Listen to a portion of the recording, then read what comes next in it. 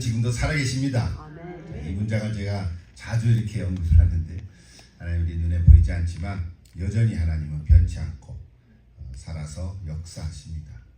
세계 역사를 주관하시고 또 우리 한 사람 한 사람의 인생도 하나님께서 돌보시고 하나님의 선한 뜻으로 인도하실 줄로 믿습니다. 그래서 하나님은 사랑이시고 우리에게 한없는 은혜를 주십니다. 그러나 동시에 하나님은 심판하십니다. 죄와 악을 하나님은 견딜 수가 없기에 죄와 악을 공의로 심판하시는 심판주이십니다. 하나님은 이 심판을 계속해서 하십니다. 한 번 하고 끝나지 아니하고 끝까지 하십니다. 그래서 우리가 계속 요한계시를 통해서 하나님은 심판하는 모습들을 우리가 이렇게 살펴보고 있습니다. 그동안 계시록 16장까지 우리가 일곱 나팔, 일곱 대접의 재앙을 이제 다 마치고 이제 오늘부터 17장과 18장 두 장에 걸쳐서 이제 바벨론의 심판을 이제 말씀해주고 있습니다.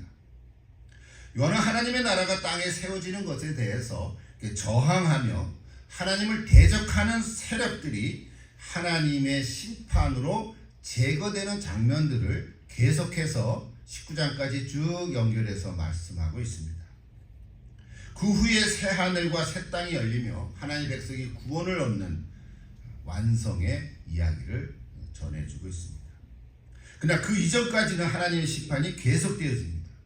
이제 오늘 살펴볼 바벨론의 심판, 그리고 두 짐승에 대한 심판이 19장에 가서 또 이어지고, 마지막에 저항하는 나머지 하나님을 믿지 않는 인류에 대해서 또 심판이 내려집니다. 그리고 사탄의 심판이 있고, 마지막으로 사망과 음부도 심판을 받습니다. 사망과 음부가 심판을 받는다는 얘기가 20장에 가서 나오는데요. 이렇게 심판을 통해서 온 우주가 해체되는 과정들을 통해서 이제 21장에 가면 새하늘과 새 땅의 이야기가 펼쳐집니다. 하늘에서부터 내려옵니다. 그리고 예수 그리스도의 계시가 완성되었습니다. 이제 계시록 22장까지 끝입니다. 오늘은 성경 봉독하면서 중요한 구절이나 단어들을 제가 이미 말씀을 드렸기에 오늘 본문의 핵심 메시지만 이렇게 간단하지만 아주 중요한 메시지를 전하고자 합니다. 자, 계시록 17장은 큰 음녀 바벨론의 모습이죠. 은유적으로는 로마 제국을 가리키지만 상징적으로는 우상 숭배를 의미합니다. 그리고 우상 숭배자들도 포함합니다. 땅의 왕들뿐만 아니라 땅의 백성들도 포함하고 있습니다. 그래서 그것을 큰 음녀다 이렇게 단어를 쓰고 있습니다. 상징적으로는 열국을 뜻하는 많은 물 위에 앉은 음녀라고 했습니다. 또 사치를 뜻하는 붉은빛 짐승을 타고 있는 음녀, 이런 구절들도 우리가 아까 봤습니다. 겉으로는 황금과 보석으로 치장되어 있지만 사실 그 속에는 가증함과 부패가 가득합니다. 그래서 요한은 이 환상 속에서 이 세상이 하나님이 없는 번영의 도시다라고 묘사하고자 하는 것입니다. 겉은 영광스럽지만 그 중심에는 자기 숭배가 있기 때문에 그렇습니다. 오늘날에도 이거를 신학적으로는 번영신학 이런 단어를 쓰지요. 번영신학에 물든 사람들, 예수 믿는 사람들일 수도 있고요, 심지어는 교회일 수도 있는데 번영신학에 물들어가면 하나님 중심이 아니라 자기 중심으로 살아갈 수밖에 없습니다. 유진 피터슨이라고 하는 학자는 이것을 음녀 숭배다 하는 단어로 설명하고 있습니다. 그는 이렇게 말합니다. 요한계시록은 우리에게 두 종류의 예배를 보여준다.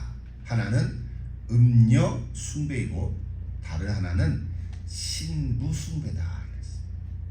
사실은 신부 숭배라는 단어는 어울리지 않죠. 사실은 뭐라고 표현해야 돼요? 신부 예배, 신부 경배죠. 어린 양 신부를 우리는 경배하는 거죠. 그러나 음녀 숭배하고 대조적으로 강조하기 위해서 그 용어를 그대로 쓰고 있어요. 음녀 숭배, 신부 숭배. 조금 우리에게는 거슬리죠. 그래도 그냥 이해하면서 신부를 숭배 아니죠. 우리 신부는 예배 드리는 겁니다. 음녀 숭배는 타락한 예배입니다. 하나님이 아닌 것에 마음을 빼앗기는 삶이고, 신부 숭배는 거룩한 예배입니다. 즉 어린 양께 드리는 사랑의 헌신. 이제 질문을 우리에게 던집니다. 나는 누구를 섬기는가? 나는 누구를 숭배하고 있는가? 나는 누구를 예배하고 있는가? 세상인가? 어린 양인가? 자, 이 질문이 오늘 요한계시록 17장의 핵심 이야기입니다. 먼저 첫째로 음녀 숭배에 대한 얘기입니다. 세상의 매혹에 무릎을 꿇은 신앙입니다. 숭배를 하니까 종교적이지요. 종교적이지만 참 하나님을 믿는 사람들이 아닌 것입니다. 그래서 요한은 이 음녀를 많은 물 위에 앉은 여자다 이렇게 묘사하고 있죠. 많은 물이란 모든 민족과 문화, 정치와 경제의 이 네트워크를 서로 연결되어 있는 것을 상징하고 있습니다. 아마 이 용어가 오늘 이 시대를 살아가는 우리에게는 귀에 탁 들어올 수 있습니다. 우리는 다 네트워크의 세상에서 살고 있기 때문에 그렇습니다. 다 연결되어 있습니다. 그녀는 세상을 유혹하는 힘, 즉 바벨론의 시스템이라고 말할 수 있습니다. 그 잔은 황금처럼 빛나지만 그 안에는 부패한 가치관으로 가득합니다. 돈이 신이 되는 물질주의를 섬기고 성공이 구원이 되는 번영신학을 추구하며 쾌락이 진리가 되는 찰나주의를 선호합니다. 이런 얘기들은 우리가 굳이 말하지 않아도 우리는 다 인지하고 있습니다. 오늘의 바벨론이라는 것은 옛날에 있었던 실제로 바벨로니아에 있는 2600년 전에 있던 고대 도시가 아니라 오늘 우리가 살아가는 날마다 하루하루의 매일의 삶 속에서 그대로 나타납니다. 저도 셀폰을 쓰지만 여러분도 다 셀폰을 쓰고 스크린을 통해서 또 가정과 직장에서 우리 삶의 자리에서 마주치는 바로 그 세계의 현장이 사실은 오늘의 바벨론입니다. 그러므로 음녀 숭배는 사실 음녀라는 말 자체는 성적으로 부도덕한 여자다 이런 뜻이잖아요. 근데 우리가 이렇게 오해하면 안 되는 거예요. 음녀라 그래서 단지 음란한 문제가 아닌 거예요. 음란한 문제가 아니라 이거는 예배에 관계된 일입니다. 구약에도 우상을 숭배한 민족들을 가리켜서 영적 간음이라 그랬잖아요. 그러니까 이 음녀 숭배라는 것은 사실은 예배에 대한 얘기고 예배의 방향을 정하는 일입니다. 하나님께 드려야 할 예배를 세상의 가치에 드리고 있다는 거죠. 그것이 바로 음녀 숭배입니다. 여러분, 신앙이 무너지는 것은 한번 타락했다고 되는 것이 아닙니다. 신앙의 타락은 겉으로 보면 일어나지 않고 조용히 소리 없이 예배의 중심을 잃어버릴 때부터 시작합니다. 전에는 예수를 잘 믿었던 사람이 헌신도 하고 그렇게 열심히 했던 사람이 어느 날 몇 년 후에 뭔가 다 흐지부지해서 없어졌어요. 왜 그렇게 됐을까? 예배의 중심을 잃어버려서 그렇게 됐다. 겉으로는 우리가 예배를 드리지만 실상은 자기를 높이고 세상의 인정을 추구할 때 우리는 이미 음녀의 잔에 발을 디디고 한 잔 먹었는지도 모릅니다. 그러므로 우리가 영적으로 분별하지 않으면 누구나 저 음녀 숭배의 덫에 걸릴 수 있다는 사실입니다. 여러분, 음녀 숭배의 유혹에 빠지지 않기를 기도합니다. 여러분 다 그렇게 되기를 믿고 축복합니다. 두 번째는 신부 숭배입니다. 아까 언급했지만 신부 숭배라는 단어가 맞지는 않지만 지금 대조하기 위해서 강조하는 것입니다. 한마디로 얘기하면 어린 양께 거룩한 예배를 드리는 신앙입니다. 저는 17장 4절에 특별히 나오는데요. 4절을 다시 한번 읽어볼까요? 아까 읽었지만 큰 소리로 같이 한 목소리 읽어보십시다. 그들이 어린 양과 더불어 싸우려니와 어린 양은 만주의 주시요 만왕의 왕이시므로 그들을 이기실 터이요 또 그와 함께 있는 자들 곧 부르심을 받고 택하심을 받은 진실한 자들도 이기리로다 했습니다. 예. 이들이 바로 신부를 예배하는 자들입니다. 즉 신부 숭배라고 단어를 얘기합니다. 어린 양을 사랑하며 어린 양께 거룩한 예배를 드리는 자들입니다. 신부는 세상처럼 화려하지 않습니다. 겉모습은 좀 초라해 보여도 그의 마음은 오직 주님께 향해 있습니다. 음녀가 유혹의 사랑을 팔았다면 신부는 언약의 사랑을 지킵니다. 음녀의 잔은 금으로 빛나지만 신부의 손은 눈물과 향유로 젖어 있습니다. 제가 유존 피터슨의 책을 보면서 지금 인용하는데요. 약간 수정했지만 문장이 좋아서 몇 문장을 그대로 제가 인용해 봅니다. 유진 피터슨이 이렇게 말했습니다. 참된 예배는 화려함이 아니라 중심에 있다. 신부는 기다림의 사람이며 그 기다림이 바로 예배다. 신부 숭배는 삶 전체가 예배가 되는 모습이다. 예배당에서만이 아니라 일상생활 속에서 주님께 드리는 삶의 예배를 드릴 수 있는 자다. 제가 말을 좀 이렇게 조정했죠. 세상이 말하는 성공보다 어린 양의 미소를 더 귀히 여기는 삶을 사는 자다. 그러나 이런 모습은 바벨론 속에서는 거룩한 저항을 받는다. 세상의 시스템 안에서 살지만 그 시스템을 따라가지 않고 그 시스템을 숭배하지 않는 것, 그것이 바로 신부 숭배자의 길이다. 이런 얘기를 썼습니다. 그 핵심 내용들은 제가 자주 가끔 전하는 내용과 크게 다르지 않습니다. 우리는 이렇게 이 시간에 예배를 드리지만 실제로 삶 속에서 예배를 드리는 자들이잖아요. 이 한 시간 여기서 예배를 드리고 이제 다 마치고 문 밖을 나가서 파킹장에 가서 차를 몰고 여러분 삶의 현장으로 갈 때 가정과 직장 속에서도 사실 하나님께 예배하는 자들이잖아요. 그래서 우리가 뭐라 그랬어요? 우리는 걸어다니는 교회다. 작년 걸어다니는 교회에 대해서 한 마디씩 다 고백하지 않았어요. 지난 목요일에 마가복음 3장 16절을 설교하면서 베드로에게 예수님께서 새 이름을 하나 줬죠. 아니, 시몬에게 새 이름을 하나 줬죠. 뭐더라고? 베드로라고. 시몬이 베드로라는 이름을 가졌죠. 그래서 우리 모두 공통에게 주신 새 이름이 뭐라 그랬죠? 그리스도인이라고 그랬습니다. 그리스도인이라는 우리는 새 이름을 가졌습니다.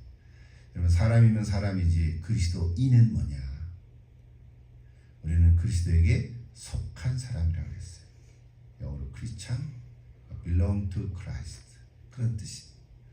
그리스도인이라는 단어는 옛날 사도행전 때 안디옥 교회에서부터 안디옥 교회에 섬기는 사람들을 그리스도인이라고 바깥에 있는 사람이 불러준 겁니다. 나는 그리스도인이야 이렇게 말한 게 아니죠. 주변의 사람들이 저 사람들은 그리스도인이야 라고 말해준 거예요. 그러니까 그 의미는 이렇게 좋게 얘기한 게 아닌 거예요. 좀 비난적으로 아주 무시하면서 말한 거죠. 그래서 예수쟁이라고 말해야 어울리는 거죠. 우리 한국말로는 예수쟁이. 쟤네들 예수쟁이들이야. 여러분 예수쟁이가 되고 싶습니까? 여러분은 이상한 사람들이에요. 그러나 사실 곰곰이 생각해 보면 오늘 이 땅에 예수 믿는 사람들이 그리스도인이라고 이렇게 멋있게 점잖게 말하지만 또 한자로 기독교인 뭐 이렇게 얘기하잖아요. 근데 어쩌면 정말 예수쟁이가 돼야 좋은 거 아닌가. 믿지 않는 사람들이 우리를 볼 때 쟤들은 좀 괴팍해, 좀 별뚜락스러워. 이 말은 이북 평안도 말이에요. 좀 별나. 믿어도 왜 좀 저렇게 믿지? 이런 말들을 듣는 게 예수쟁이에요. 여러분, 예수쟁이라는 말을 듣고 싶습니까? 진짜 아멘하는 사람은 미친 사람들이에요. 그러나 여러분, 한번 곰곰이 생각해 보자고요. 정말 우리가 이 땅에서 예수 믿고 사는 사람들인데 예수쟁이라는 소리를 들어도 괜찮은 거예요. 어쩌면 오늘 시대가 예수쟁이라는 소리를 들어야 요청되는 시대가 아닌가, 이런 생각을 해보기도 합니다. 여러분, 예수쟁이가 되십시오. 세상에서는 예수쟁이라는 소리를 들어도 좋습니다. 왜? 우리는 음녀 숭배자가 아니라 신부를 숭배하는 사람들이기 때문에 그렇습니다. 신부를 예배하는 사람이기 때문에 그렇습니다. 여러분, 다 신부를 예배하는 자들이 될 줄로 믿습니다. 마지막으로 보십시다. 마지막은 일종의 반전인데, 무너진 바벨론 속에 서 있는 그리스도인의 모습이에요. 음녀 숭배자는 잿더미에 쓰러지지만 신부 숭배자는 어린 양 혼인잔치에 참여하게 돼요. 이게 하나님의 뜻입니다. 바벨론의 동맹자였던 열 뿔과 짐승이 결국 음녀를 배신합니다. 미워하고 불살라버립니다. 여러분, 세상의 악은 가만히 있어도 스스로 무너집니다. 그렇죠?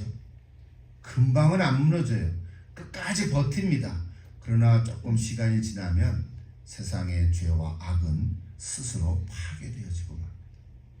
세상의 시스템은 영원하지 않습니다. 자기 욕망의 불이 결국은 자기를 태워버리고 맙니다. 오늘 성경적으로 얘기하면 17장의 예언은 이거죠. 바벨론은 멸망합니다. 패망합니다. 그러나 신부는 서 있습니다. 멸망한 바벨론의 자리에 서 있는 자는 신부의 예배자입니다.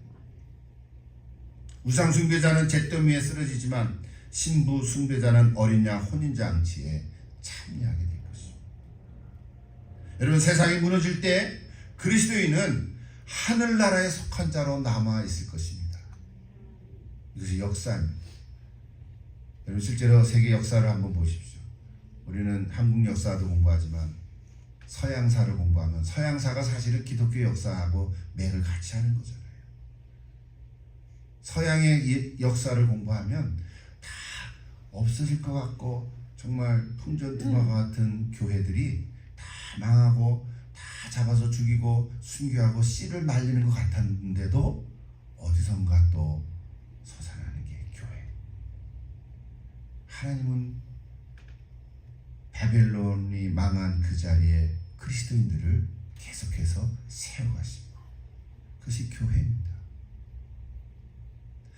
여러분, 무너질 것 같은 것을 붙잡지 말고 무너지지 않을 나라에 충성을 다하십시오. 이것이 오늘 17장에서 전해지는 하나님의 메시지입니다. 전부 다 합니다. 전체적으로 한 말씀하고 마칩니다. 요한계시록은 우리가 지난번까지 쭉 살펴봤지만 이 세상의 멸망을 이래저래 예언하는 모습이 있지만 사실은 종말의 예언을 하는 책이라기보다는 그쪽으로 너무 집중해서 가면 종말을 예언하는 것에 꼭 빠질 수밖에 없어요.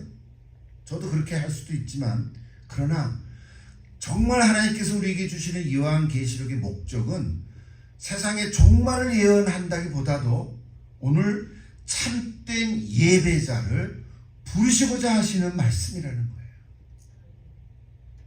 멸망 가운데도 다 망하지 않는 자들이 있다는 거예요. 바로 그리스도인들이. 죽어가지만 그 속에서도 불구하고 서 있는 거예요. 와, 이건 놀랍지 않습니까? 결국 마지막 날에 하나님께서는 우리에게 이렇게 물으실 것입니다. 너는 이 땅에 살면서 누구를 숭배했느냐? 너는 누구를 예배했느냐? 무엇에 절하며 섬겼느냐고 물으실 것 같아요. 지금도 물으시지만 마지막에 가면 그것을 꼭 물으실 거예요. 여러분 바벨론이라고 우리가 오늘 단어를 얘기했지만 이 바벨론은 이 세상의 권력이고 세상의 화려함을 얘기하는 거예요. 통치에서 하는 말이잖아요. 그 바벨론의 화려함은 사실은 멋있고 거기에 뭐가 있을 것 같아서 쫓아가지만 사실은 잠깐이에요. 없어지고 마는 거죠. 그러나 어린 양의 영광은 영원할 줄로 믿습니다. 그래서 무너진 바벨론에 서 있는 그리스도인, 오늘 저와 여러분이 그런 자가 되기를 기도합니다. 바벨론에서 그리스도인으로 살아가십시오. 와, 이거를 드리고 싶은 말씀이에요. 바벨론에서 그리스도인으로 살아가십시오. 근데 그 길은 그렇게 멋있고 쉬운 길이 아니에요. 어려운 길이기도 해요. 그렇죠? 어려운 길을 가볼게. 그런데 가다 보면 외롭기도 해요. 같이 갔던 자가 없어졌어. 같이 가자고 했던 자가 뒤돌아섰어. 외롭기도 해요. 또 인정을 못 받을 수도 있어요. 그래도 여러분 그 길을 우리는 포기할 수가 없습니다. 그냥 우리가 믿는 예수님이 나의 구세주고 나의 주님이 되시기 때문에 그렇습니다. 사랑하는 성도 여러분, 우리가 이 세상을 미워해서가 아니고요, 이 세상이 아름다운 건데요, 이 세상을 미워해서가 아니라 왕 되시는 예수님을 사랑하기 때문에 우리는 이 길을 계속 가려고 하는 것입니다. 여러분, 그 사랑이, 나를 사랑해 주신 그 예수님의 사랑이, 바다 같은 그 사랑이 나를 세워주고 우리 교회를 세워주실 줄로 믿습니다. 여러분 승리하십시오. 우리가 살아가다가 거친 세상을 만나서 실패를 했다 하더라도 한 번 실패했다고 끝은 아니잖아요. 실패를 했다면 내가 그리스도에게 속해 있는지를 한번 점검해 보십시오. 그리고 만약에 어둠 속을 걸어가게 될 때가 있다면 예수님을 바라보십시오. 예수님 말씀에 내 길의 빛으로 비춰주실 것입니다. 그리고 고통과 어려움으로 힘들어할 때는 십자가에 못 박히신 예수님의 손을 만져보십시오. 굉장히 환상적이죠. 예수님의 손을, 그 손바닥을 마치 도마처럼 내가 예수님의 손 못 박힌 손가락을 한번 넣어봐야 믿겠습니다. 여러분 그렇게 해보십시오. 기도 중에 예수님이 보여주실 줄 누가 압니까? 아마 그러면 그분은 변치 않는 믿음으로 끝까지 살아갈 줄 믿습니다. 힘들 때 여러분 못 박히신 예수님의 손을 만져보십시오. 그러면 새 힘을 얻을 것입니다. 평안할 것입니다. 주님 안에서